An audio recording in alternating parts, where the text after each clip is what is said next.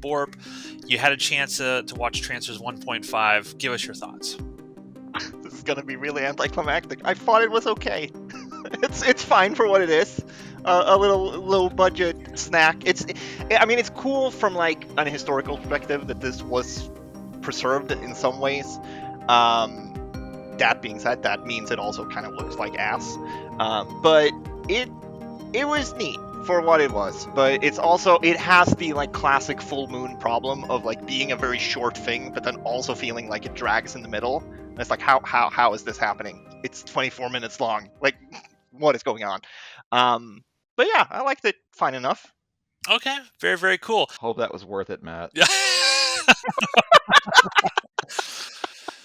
Ladies and gentlemen, we are back on Full Moon Fridays here on the Outpost Unknown YouTube channel. We are talking the Trancers franchise. We finished up 1, we finished up 1.5. Now we're going to talk about Trancers 2. Joining me today to discuss what there might not be that much to discuss about is Borp. Hello. And Steve. Yep, I'm here. The shine left this franchise real quick. Yeah, I would say, at least you and I, Steve, we were fans of the first Trancers. Borp, would you consider yourself a fan, or did you just think it was okay? Yeah, I liked it. Okay, so we all liked the first Trancers. We all pretty much like Trancers 1.5, even though it has its warts. So I was actually kind of excited to get into Trancers 2. Now, I had seen 2 and 3 before, but I don't remember much about them. I just remember Helen Hunt and various images that will sort of nostalgia go into my mind, but I didn't really remember much about the plot of either of these two movies, and I watched them back to back. And we're going to talk Trancers 2, The Return of Jack Deth. This was made 6 years after the original Trancers, so Jack Deth is kind of, he's settled in with Helen Hunt, and we're going to find out what kind of new shenanigans he's going to get into. Borp, how excited were you to watch Trancers 2? I was... I had a middling level of excitement, I think. I did not. I also watched these back to back, and as I started to watch them, my excitement started to dwindle. But going into it, it's 90s. We're in like full moon. This is their good era. Yeah, right? yeah. So Trancers original was Empire, and this is now Full Moon. So this is an actual Full Moon production with Paramount money, for what it's worth. Steve, you were excited about Trancers. How were you feeling going into this? I was feeling good. I had a good time with Trancers 1. Trancers 1.5 was kind of nothing, but it also like wasn't bad. Like we liked it, even though we understood it was just it was part of an anthology that ultimately never came out. But like Trancers was in a good place at the end of Part 1 and Part 1.5, and then we got Trancers 2. Well, perfect segue. Why don't you tell us all about Trancers 2, Steve? It's 6 years later. Jack Deth is kind of doing nothing with his life. Hap, the last remaining like council ancestor, struck it rich doing something, and so now he's got this giant mansion. His pastime is buying old fire trucks and restoring them or something. Which, if I had rich person money, that sounds like a cool idea. But he's got a giant mansion, and Jack Deth and Helen Hunt live with him. I guess just as thank you for saving my life. Here's a mansion for you to live in, for the rest of yours. But back in the future, things are starting to go awry again. There's another Trancer uprising, and we gotta deal with Jack Deth. We gotta handle this somehow. Apparently, like the only person that knows how to handle Trancers is Jack Deth, so we gotta get him back. But he's been gone for so long now that his body in the future has like started to basically die. They say it's calcified, but essentially his future body is dead. Like he can't go back up the line. His consciousness can't go back up the line. So the only way to get him back is to transport his new body to the future. And so we're gonna see between this and Part 3, like every movie, like the time travel technology has advanced. So in Part 1, you could just send someone's consciousness back in time along with very small items. In part two, they have created a machine that cannot send people back in time, but you can send the machine back, and then a person from the past can hitch a ride back to the future. Uh, and so that's what they're trying to do. They're trying to get Jack Death back to the future via this actual time machine. But to facilitate this, probably the highlight of the movie is McNulty has to go back to has to send his consciousness back to the past, and so now he is once again inhabiting the body of this young girl. And there's a great scene where McNulty's like, going back in time for me sucks because I've got to inhabit the body of this little girl. And as he's saying this, he grabs his dick like he's lamenting that he's not going to have a dick. And he's like, It's weird. he's like, guys are going to be trying to get into my pants. Like, I don't want this. But he has no choice. He goes back in time. Uh, Strange scene. so back, Awkward, yeah, awkward scene. I thought it was funny. I thought like McNulty, old McNulty, McNulty, both old McNulty and like young McNulty are probably like the best parts of this movie. I enjoy that character a lot. Um, Anyways, they go back to the past. McNulty shows up. They talk about the fact that they tried to send someone else back to deal with the Trancers, but they lost contact with them. So we'll find out who that is in a little bit. Anyways, McNulty goes back to the past. Jack Deth is there. Trancers show up once again after 6 years to try to kill Hap. Jack Deth stops him. Uh, so they've got another like super stopwatch that can do another long second, but now it's got another trick where like you pop the battery off the watch, and that creates like some sort of homing beacon for this time machine from the future to come back. It's And very then weird. it's very weird. It's they just made I, some shit up. I feel like I don't. You guys can feel free to feel differently about this, but I feel like this one is so much more confusing than the first one. Oh, it Because is. Yeah. It is. it's yeah, because the Yes. first one it doesn't really make any sense, but you can sort of go along with it because it like they follow their own rules well enough. But here I'm like, every time they start talking about the time travel, like everything falls apart immediately. There's the part where they like explain what happened in the first movie, and then they start to explain the time travel, and then they like zoom out. And also we have this new time traveling machine. I'm like, what is that? Like, I cannot comprehend any of Yeah. this. Like I put in the Discord, like, part one, it's a time travel story. Like it inherently doesn't make sense, but part two, like, aggressively doesn't make sense with the way that they try to explain shit. You just got to go with it. There's Yep. a time machine now. The long second watch, the battery pops off the back, and that creates a beacon. And at some point in the next couple of hours, the time machine will pop up there, and the goal is to get Jack Death to come back to the future, and Jack Death is supposed to apprehend um, Whistler's brother. So Whistler's brother has sent his consciousness back down the line to start the transfer program early, I guess. Now Jack Death's got to deal with that. So they summon the time machine, but only the door shows up. So they're like, "What the hell? Where's the rest of this time machine?" Well, the other transfer hunter they sent back to the past, it turns out the rest of the time machine went to her because she tried to summon to her as well. And so, the time machine is now in two different parts. So, what's going on with this other transfer hunter? It is, speaking of shit that doesn't make any sense, it is Jack Death's wife. You might remember from the first movie, his wife Alice is dead. So, how does this dead person come back to life? Well, in the future, they sent someone back to the past to the day before she died, and then they sent that past version of his wife further back into the past. Yeah, just gotta go with it. Like his dead wife is alive now because of time travel. That's just roll with it or turn the movie off. Those are your options. Um, but his wife, apparently her ancestor was in a mental institution, and so she's basically, the reason she lost contact with the future is because she's basically been imprisoned this whole time in this mental hospital, where she is trying to get this very creepy orderly named Rabbit to give her the time travel watch so that she can get back to the future or whatever. So now these stories have to intersect. So Jack Deth goes to this mental hospital. Well, first, hang on. The mental hospital. Let's describe what's going on here. Um, there's a guy named E.D. Wardo.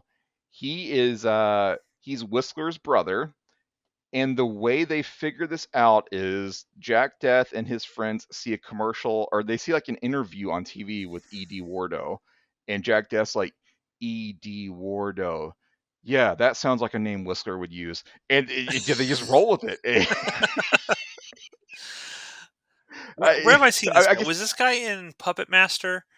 Richard yeah, Lynch, the it's Richard actor. Lynch. Yeah, Okay. he's in Puppet Master 3.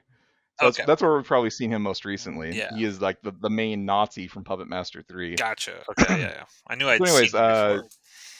Jack Deth, using his incredible detective skills, figures out that E.D. Wardo is Whistler's brother, so therefore he is trying to bring back the Trancers program. The way he's specifically trying to do this is he is like rounding up like mentally ill people and homeless people, and he is training them up to be like I don't know, like Greenpeace, basically, like, protect the earth, protect the environment. He's Yeah. creating a group like that. They're all secretly trancers. What he's also doing is he has brought back like super weed from the future, and he turns that into drugs. And so in the first movie, they established So that you much. have to. In the first movie, they established that you have to be incredibly like mentally weak to be tranced. Well, he's figured out that no, I can just get people hooked on this drug, and then I can trance anyone. So that's what Edie Wardo is doing. He's kidnapping mentally ill and homeless people under the guise that he's going to give them purpose by putting them in this pro environment, restore the Earth group, but really he's turning them into trancers with his drugs.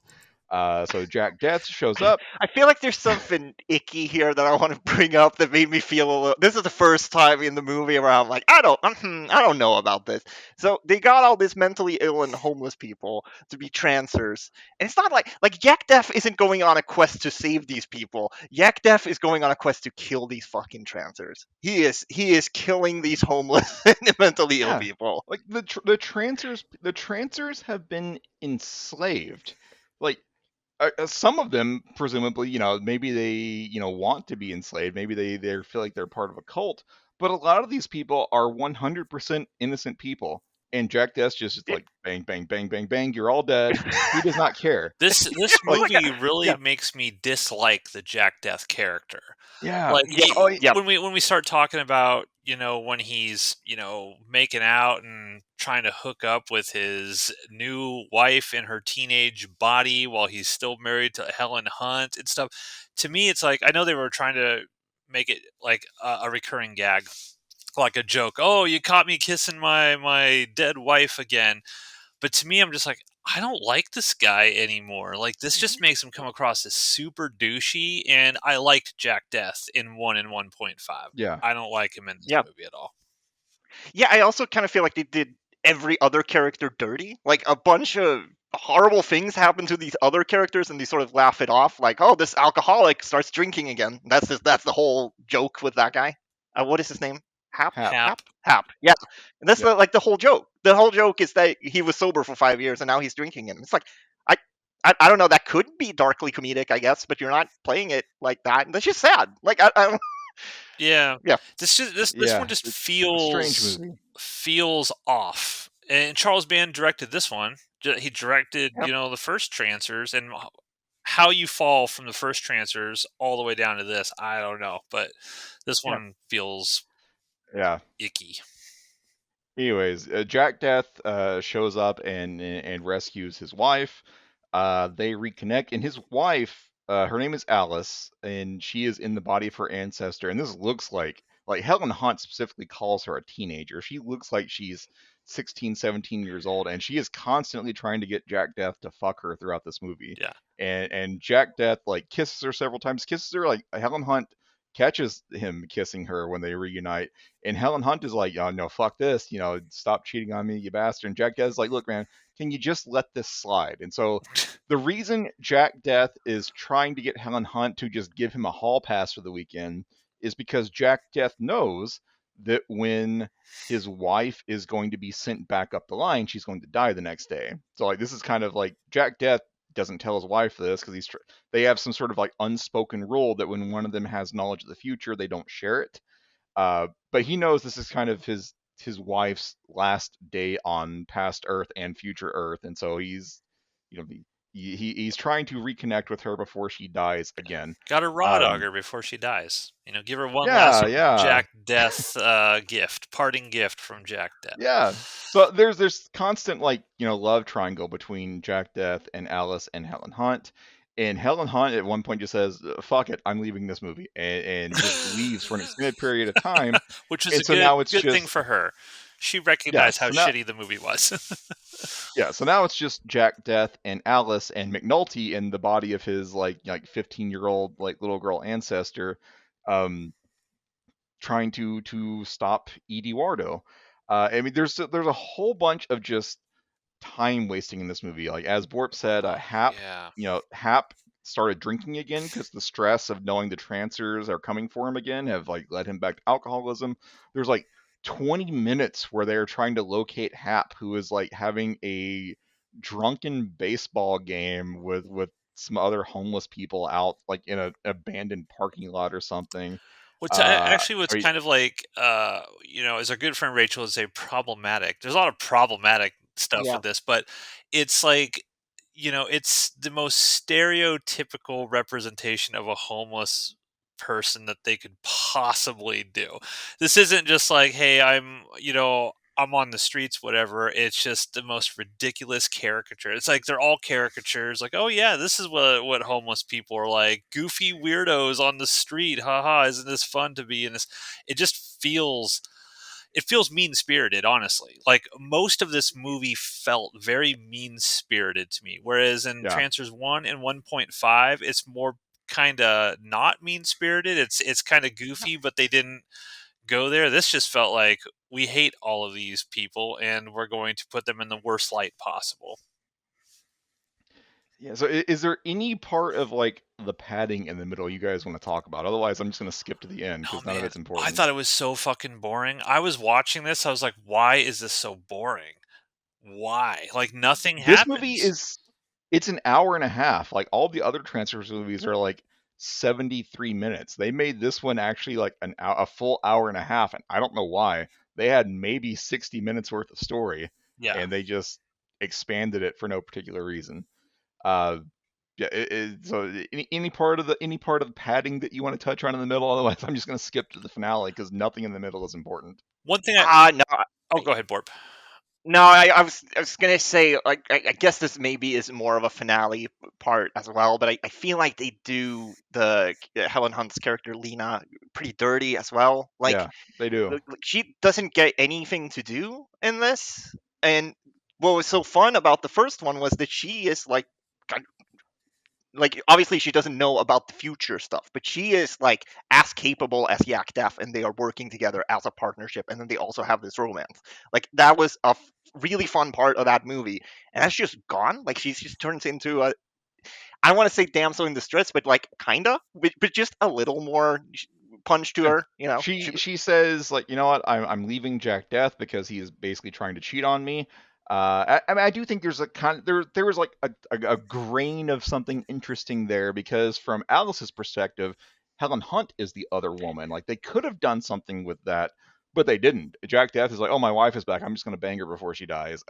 Helen Hunt, I need you to just wait over there in the corner. Like I promise, like I will turn my attention back to you On Monday when she'll my be previous dead and wife it'll be dies again. fine. Yeah. I Um, agree with you though, Steve. I think the concept of Jack Death's wife coming back and then the shenanigans that could occur between those two would have been awesome had they executed it. The lady that they have playing Jack Death's wife, Alice, whatever, I thought she was so uninteresting. She's got zero boring. personality. She like Helen Hunt in the first movie. She's like the punk rocker. She quickly responds to Jack Death. I mean, she's kind of on his level in terms of like I'm not going to take shit from you and stuff like this. This girl was just so bland. She just taught every line was delivered like this, and all she did was want to have sex with Jack Death. Remember, oh, Yeah. by the way, you are the one and only man I've ever made love to. And I'm just like, this is so stupid. Her character was so bland, milk toast, uninteresting. And Yeah, they focus it on her. Focus it on Helen Hunt, not this chick. Go ahead, Borb. Sorry. yeah. No, no. I just feel like a lot of the humor here, like a lot of the stuff we're talking about, is also played for humor, and you can do mean spirited humor. You can do dark humor. We talked about Puppet Master Littlest Reich on this show, and like there is some wild things that happen in that movie, but you laugh at it because it works within the movie. And here it's like so many of the jokes are like, oh, the punchline is that Hap is drinking again. Like, cool. I like Hap. I don't want him to be drinking again. The Yeah. punchline is that Jack is cheating on his wife. Like, I like Jack in the first. I like his wife. Like, what are we doing? Yeah, it's a strange creative choice to make. Maybe it's not strange because as we've seen with modern filmmaking, stories go where they just want to make these characters everyone loves assholes and make you hate them. And I don't know why filmmakers and screenwriters decide to do this, but it's never the right play. Can you guys think of Mhm. any example of like a beloved character where a writer then says, you know what, I'm going to turn them into being a horrible asshole? Everybody loves this, but I'm going to make him an asshole. And then it worked. Like, we're like, oh, wow, yeah, that was really cool to turn that person into an asshole. I can't think of a single instance. And yet it happens over and over and over and over again in all this media. Yeah. And I don't get it. I don't get it. Yeah, it's kind of yeah. It's kind of like the TV trope where you have an ensemble cast, and then like a couple of seasons in, everyone breaks off and do their own thing. It's like, no, we like having these characters together. Yeah. That's the reason Yeah, they become popular in the first place. That's the reason the yeah. characters become beloved because they have specific traits. There's certain things about them that people connect with and like, you know what? I like this person is the ideal, right? This person is who I would want to be or this is why I love this character. And then you take everything that made tons of people love things about that character. And you're like, actually, let's subvert your expectations. Actually, Jack Death is a cheating asshole. Um, you'll love that, right? It's like, no, that should be axed in the script writing stage immediately. And like, yeah, the charm doesn't work because it's got one-liners in here. Jack Death is doing his one-liners, but it doesn't work anymore because he's an asshole. So I don't give a shit about his one-liners because I'm like, I don't like you. I don't really find it funny. I don't know. Steve, what do you This think? Yeah. this this story would be better if Alice was constantly trying to get with Jack Death, and Jack Death struggled with it, but ultimately like continued to reject her. But no, the first time she goes in to make a move, he's all in on going with it. It just kind of like destroys his romance with Helen Hunt. Like Mhm. I give Jack Death some fucking willpower to resist cheating on his wife, please. Agreed. Yes. Anyways, I'm skipping to the end. There's like 30 minutes of filler where Hap has run away and they try to catch him. So moving on. The finale is Helen Hunt, who is just trying to leave town, calls back to the house and is like, "Hey, these these people that we now know are Trancers are here at the train station. I'm just giving you a heads up." And they tell her to, you got to get out of there. Ultimately, she is kidnapped and taken back to the hospital, and Edie Wardo is going to give her the super drugs to like make her susceptible to being a Trancer. So Jack Death and Alice and everyone else have to go and rescue her. Um, and I mean, what can I say? They do.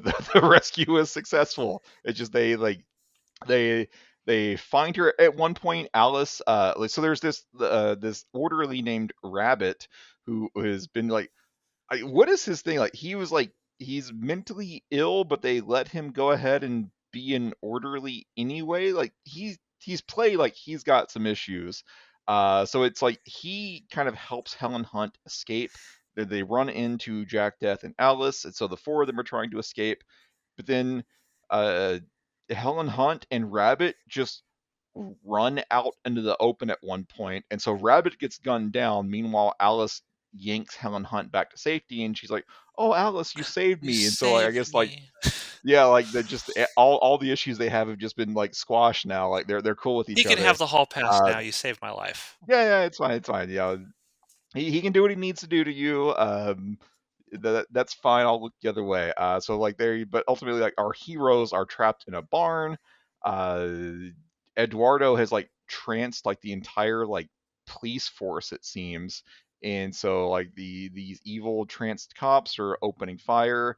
Hap and McNulty come in on one of Hap's restored fire trucks to kind of like provide a distraction. Uh, Jack Deth and Alice and Helen Hunt use a tractor to break out of the barn, and then they proceed to kill all the bad guys. And just that was an easy fight. It's like, oh, he's distracted, shoot him a bunch, dead. Like there's no plan other than when you have a shot, take your shot, and they got the shot.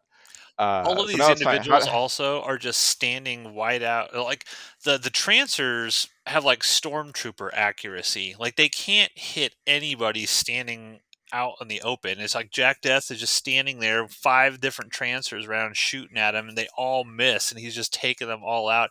There wasn't even any thought or creativity into like blocking this in a logical way where it's like, okay, have him ducking behind and have him get shot in the arm or something. Show something. The Trancers don't feel like they are scary or that they can pose any sort of threat whatsoever. So that's another big fundamental problem I have, especially with two and going into three. It's like, who gives a shit about these Trancers? They can be taken out so easily. I don't understand what the big threat is from the Trancers. yeah, like they're not any more durable than any other person. Like it, or am I supposed to be in? Like, is the threat like the numbers? You know, if you get a million of them and they're all on the same page and they're I don't know, I don't know. Like everything we see in part two is there's a transfer. Okay, do you have like literally any gun that's available to you right now? Okay, yeah, that'll do the job. That'll kill the transfer. Don't worry about it. But I it's don't know. also like every action scene is two people, or you know, people with guns standing out in the open, Yeah. and everyone who's not a trancer is always faster at shooting. Yep. Like that's They every are action very sequence. slow. Like they raise their guns, like Yeah, "Arrgh." It's like boom, there boom, boom, boom, were boom. there were because the movie uses a lot of slow motion, and sometimes that's the a part of his abilities as well. So there were times in the movie where I'm like, oh, they're doing this in slow motion, and then they weren't. It was just a trancer moving very slowly. And I'm like, Yeah. Also, before yeah. I forget, one thing I hated about this movie, Charles Band decided to do like extreme close-ups of everybody, and they're like looking into the camera while they're talking to each other. It really bothered me when I was watching it. It just it Yeah, felt so especially early weird. on in the film. Yeah, it felt I so feel weird. like it maybe kind of tapered off, but like in the beginning of the movie, everyone is like, "We got to go kill the Trancers, guys. The fucking Trancers are over there." Yeah, It's it weird. is really bizarre. Poor But anyways, choice. so how do they wrap this up? Like they easily kill Ed Wardo as soon as they have a shot on him, and so now it's like, well, we've got this time machine that we have. It's a very similar thing to the first movie. Remember the first movie, like there was this like false Sophie's Choice where Jack Death only had one vial of the time travel juice, and so he chose to send Whistler's consciousness back up the line, and then it's like, oh no, Jack Death's going to be stranded in the past. Well, they've got like, okay, this time machine is going to leave in 48 hours, whether or not we're in it. Like we've got to be in it. Why? You could just send another beacon, like another like watch battery back in time to like summon another one. It's like, anyways, uh, they they have. I don't even remember like when they because like the door of the time travel machine goes to Hap's house, and the rest of the time machine goes to like this barn that Alice hid it in. I don't remember a scene where they ever put that back together. It's just they just assume that the chunk that Alice has will work. So now it's like they've got just a few minutes left. Alice is like, well, we need to send Jack Deth back up the line, and Jack Deth is like, no, I'm not going back up the line. I'm going to stay here. But Alice, you need to go up the line. Let me explain to you your future. Like the day before you were sent back to the past, the day after that you were going to die, and so like I am, go back to the future with this body that you have essentially kidnapped so you can live out your life. And Alice thanks Jack and goes back to the future to live the life that she didn't get to live before. And Jack has now chosen Helen Hunt, and that's just kind of how the movie ends. Yay, heroes! I didn't like it. Didn't like it at all. Like I said, I thought this was boring. I really disliked how they made all of the characters that I really liked from 1 and 1.5 kind of assholes. McNulty, like I think I agree with you, Steve. I think McNulty was still the best of what we got here. And I do give the film 2 and 3 credit, although I don't think McNulty comes back in part 3. If I remember, that Art LaFleur, the actor, doesn't come No, back. he doesn't. But I do sort of appreciate, and I don't know what 4, 5, and 6 are like, but that they are using the same actors from movie to movie. It's not like they're recasting different people. I like the consistency of all of that, but man, this one just, it didn't give me that joy I had when I saw the first Trancers, that sort of fun quality. The story was, like Borb said, overly complicated. I'm sitting here thinking like, like literally none of this makes any sense. They give you no real explanation of how the rules of the world work in part two. And so I like the idea you could just go back with your consciousness and inhabit another body. I don't like that now we have the time machine and stuff like that. It felt like a way for them to say, you know what, we're going to make more sequels in the future. We wrote ourselves into a corner with the consciousness thing. We can't really keep doing that. We have to add a new element of time travel here in order to make lots more down the line.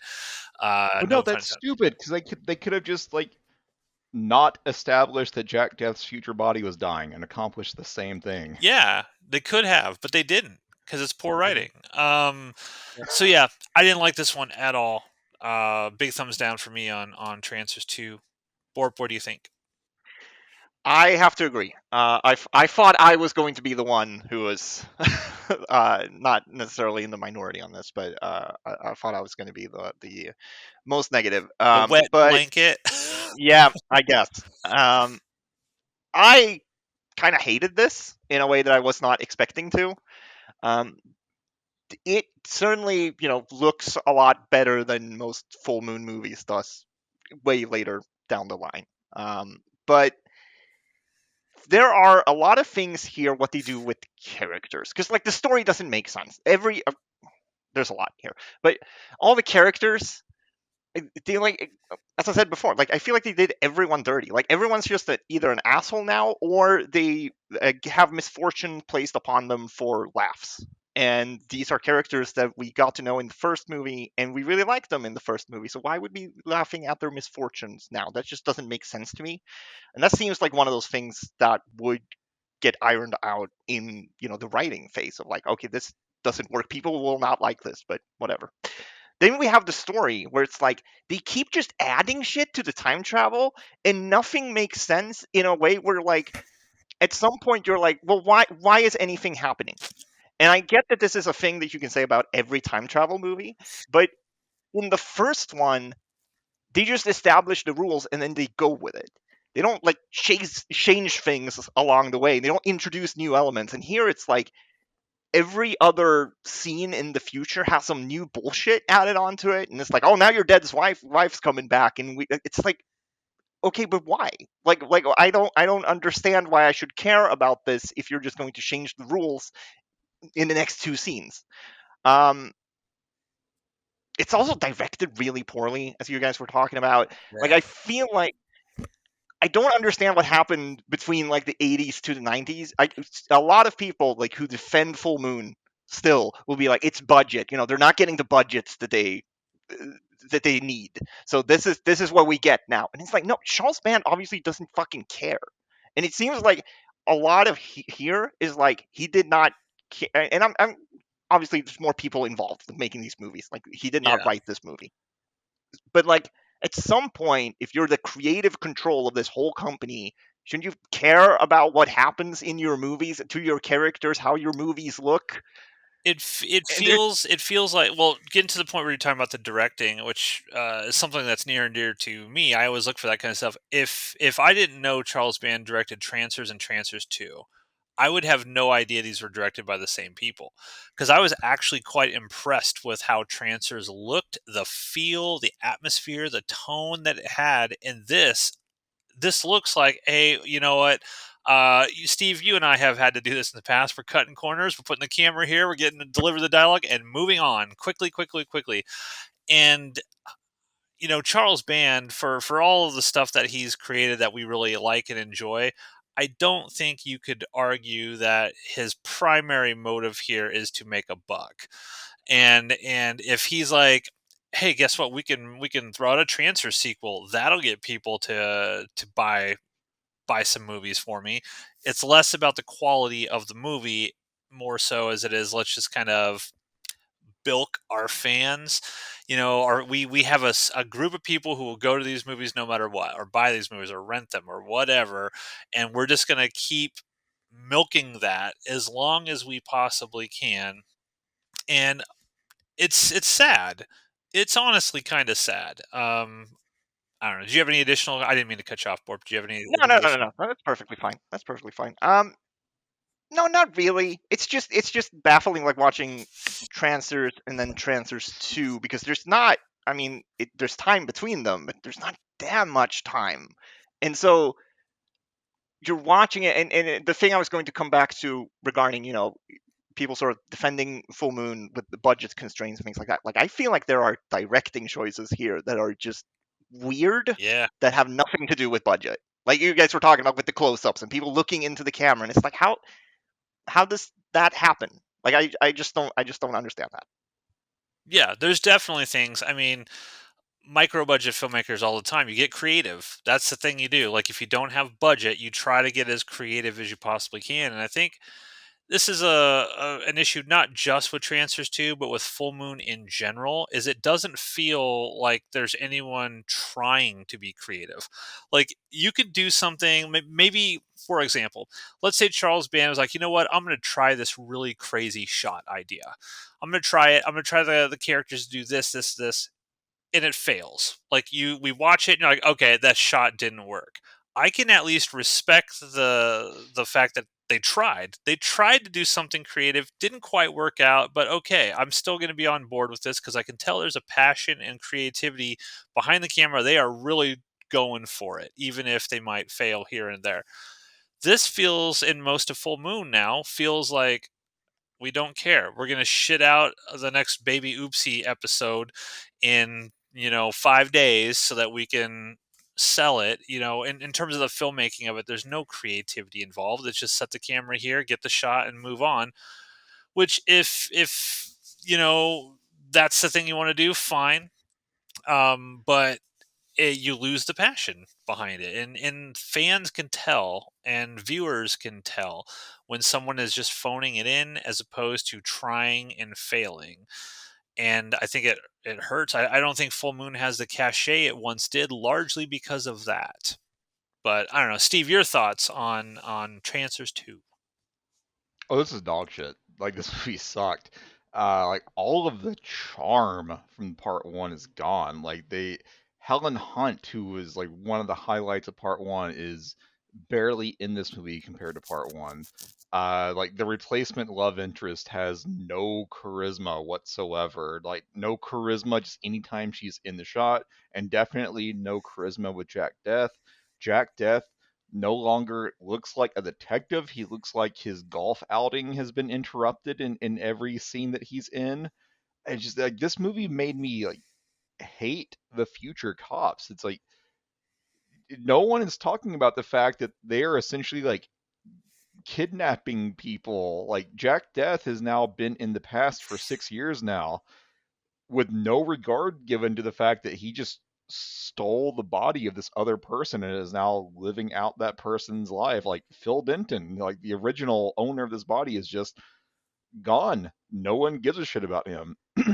The Alice character went back in time, and her consciousness is in her ancestor's body. Um, and Jack Death is like, go to the future and live your life. I guess fuck the life of your ancestor here, because they now no longer get to live their life because you are stealing their body And and absconding to the how would future. that affect things Yeah, playing out, I, like I down the hope line? that she had a baby before Alice stole her body, because if she didn't, then Alice should no longer exist, which is another time travel thing that makes no sense. Or best case Just scenario, Alice now has left a motherless child. yeah, Right? it's So like these future cops, like it was acceptable when it's like you go back in time, you accomplish your mission, you come home. Now the future cops are just like, no, this body is ours permanently. It's like everyone's okay with that. Like that makes me I think it would have not been like these cool. characters that are supposed to be good guys. I think that it would have been cool if they would have done an angle where you can send your consciousness back down the line to inhabit a body, but there's a finite time limit to that. Like you cannot choose to just steal the body permanently. It's like last resort, we got to go down, but you have 48 hours in Steve's body and then you're gone. Like you automatically jump back up the line at that point in time. And then you don't have kind of like the moral quandary issues as much as I'm just going to steal Steve's body for the rest of his life and live out my fantasies with Helen Hunt or whatever. Yeah. They should have had some This sort of time limit movie on it. Yeah, this movie makes the good guys into kidnappers, which is just bizarre. And no, this sucks. Like no part of this movie is good or entertaining in the slightest. Like all of the charm has left this franchise after Trancers 1 and Trancers 1.5. But maybe we'll get it back because in 2 weeks here on Full Moon Fridays, we're going to be talking about Trancers 3. Deth Lives, I think is the subtitle of it. So, you know what to do, everyone. Hit that like and subscribe. Make Steve happy. Hit that like and subscribe. If you're going to leave a comment about the question that Matt asked. Like, is there an example of a good character being turned into an asshole and that actually like worked out in some way? That's what I'm curious about. Yeah. I don't care if you like or subscribe. Give us an example. Yeah, for sure. So yeah. See you in a couple weeks, everybody, for Trancers 3. Matt, this is how you direct all your movies from now on. Yeah. Hey guys. In 3 weeks. 2 weeks. Yeah.